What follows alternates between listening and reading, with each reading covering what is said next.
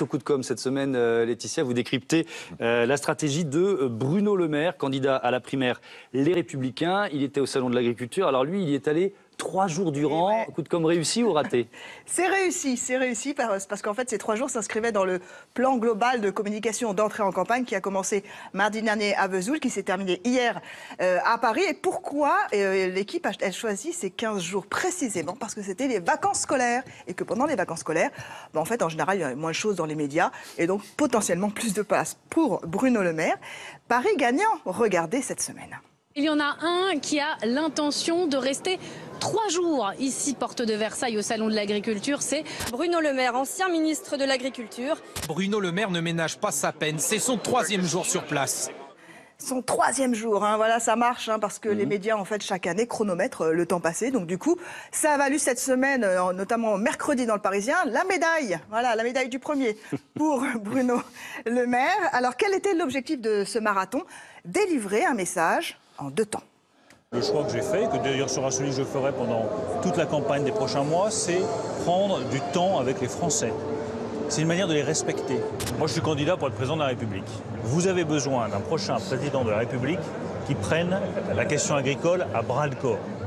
Et quand on brigue l'Élysée, le salon de l'agriculture, c'est bien sûr un bon baromètre pour évaluer sa notoriété, sa popularité. L'année dernière, ses conseillers m'ont dit qu'ils étaient un petit peu inquiets parce que beaucoup ne le reconnaissaient pas, alors que quand même, Bruno Le Maire a été ministre de l'Agriculture sous Sarkozy entre 2009 et 2012. C'était pas bon signe qu'il soit pas reconnu quand même. Mais cette année, ça y est, ils sont plus inquiets. Ça y est, ils se disent Bruno est un candidat sérieux.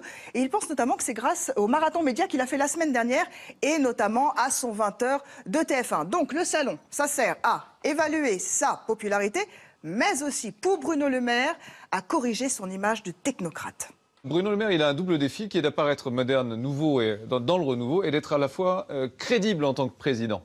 Donc là, il est en train, au Salon de l'Agriculture, d'installer des racines un peu plus profondes, un peu plus affectives avec la France. Donc il le travaille plutôt de manière intelligente parce que la première partie qui serait le renouveau, c'est une partie un peu technocrate, un peu froide. Il est un peu froid. Là, il a une petite chance d'aller vers quelque chose de plus affectif, de plus terrien, de plus sympathique. C'est très exactement ce qu'a fait Jacques Chirac avec le Salon de l'Agriculture. Essayer de devenir un paysan, plus paysan que les paysans.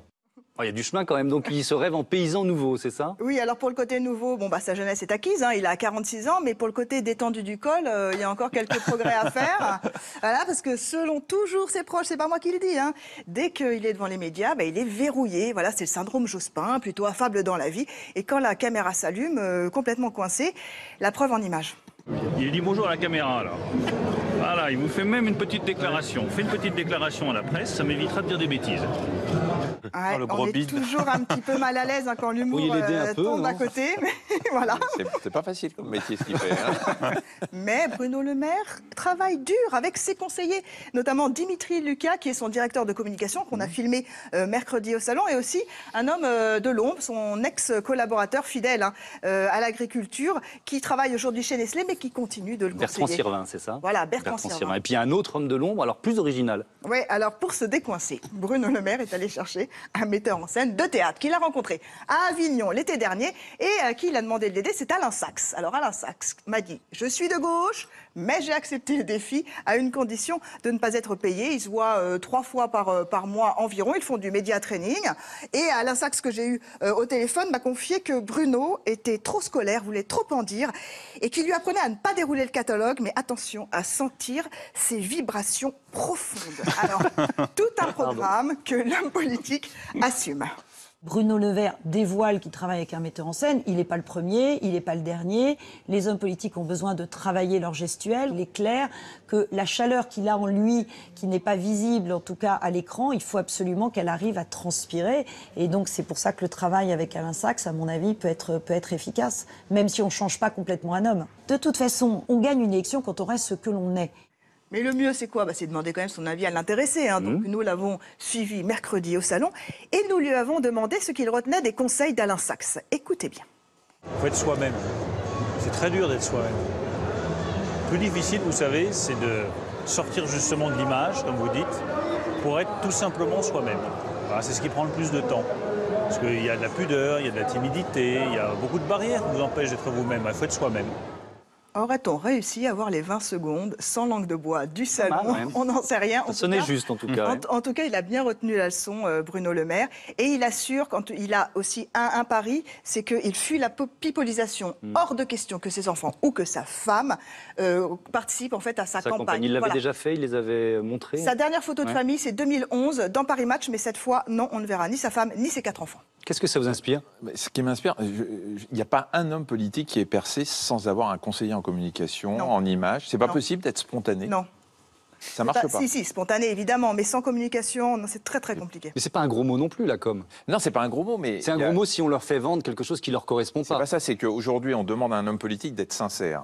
Et si vous avez derrière vous un metteur en scène, un conseiller en communication qui vous dit ce qu'il faut faire et ce qu'il faut dire... Parce que la problématique de Bruno Le Maire, c'est qu'il n'arrive pas à être sincère devant Non, une mais il n'y a pas caméra. que lui. Voilà. Il n'y a pas que lui. Non, il y a Tous pas les que hommes lui. politiques ont des Beaucoup sont comme conseillers ça. qui leur disent alors il faut vous habiller comme ça, faire tout. Il y a un moment, comment voulez-vous que les Français aient l'impression que vous êtes sincère alors que vous êtes formaté, forcément qu'on est formaté par des conseillers. Donc c'est ça qui m'étonne, c'est que je pense que le mec qui sortira un jour en mettant ses tripes sur la table, en étant spontané avec ses défauts et avec ses qualités, eh ben il arrivera à faire plaire aux Français. Ça, c'est pas Et possible. donc je vais me présenter. Voilà. Je voudrais annoncer ça avec voilà. le mag aujourd'hui avec Allez-y. la caméra. Voilà. Je suis candidat à la primaire de la télévision pour les présidentielles. Je serai le plus seul, non? Oui. Bon, on va c'est peut-être y aller. Voilà. Non, on va trouver quelqu'un. voter pour vous, Michel. Allez,